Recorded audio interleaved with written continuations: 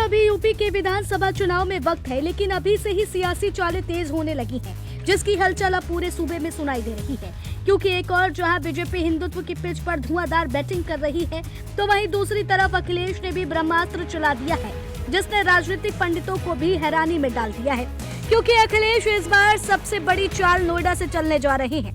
ये हैरानी की बात नहीं, बल्कि सच है, जिसकी चर्चा लखनऊ के सियासी गलियारों से भी हो रही है और इसने बीजेपी खेमे का बीपी भी बढ़ा दिया है।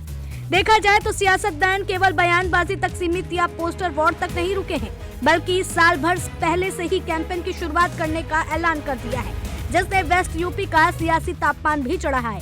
क्योंकि खबर है कि अखिलेश इस बार कोई मौका छोड़ना नहीं चाहते, इसलिए बीजेपी की हर कमी को मुखर होकर खुद भी बोल रहे हैं और पार्टी के लोगों से भी बुलवा रहे हैं। दावा है कि अखिलेश की ये नई ट्रिक अब सपाइयों में भी जोश भर रही है और पार्टी कार्यकर्ता पूरी तैयारी के साथ मिशन 2027 में जुट गए हैं। रिपोर्ट्स की माने तो अखिलेश पूरे दमखम के साथ विधानसभा चुनाव की तैयारी में है।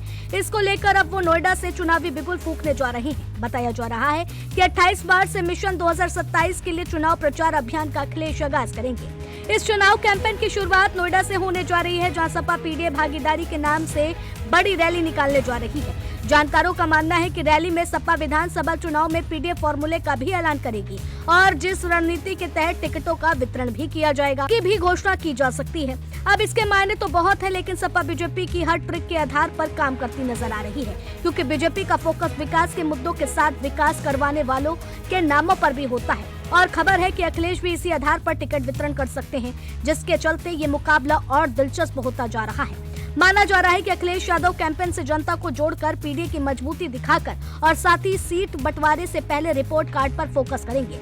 बीजेपी को चारों खाने चित करने का प्लान तैयार कर रहे हैं, जिसको लेकर लखनऊ में बैठकें भी हो रही हैं, जिसका असर आने वाले चुनाव में देखने को पक्का मिलेगा।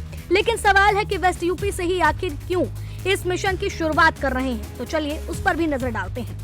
सियासी जानकारों की माने तो सपा की जिस सीट पर प्रदर्शन काफी कमजोर रहा है, उन पर फोकस करने की तैयारी है, ताकि 2027 के चुनाव में वहां से नुकसान न उठाना पड़े। इसलिए मार्च के पहले हफ्ते में दादरी में सपा एक गुर्जर सम्मेलन भी करने जा रही है। दावा है कि इसमें 142 विधानसभा से लोग शामिल होंगे।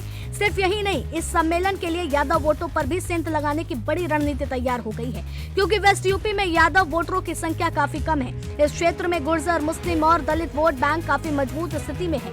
सपा की कोशिश इसी वोट बैंक से सेंध लगाने की है। गुर्जर समाज भाजपा सरकार से काफी ज्यादा नाराज बताया जा रहा है और उनका मानना है कि आबादी के हिसाब से उनके समाज का योगी सरकार में उतना प्रतिनिधित्व नहीं।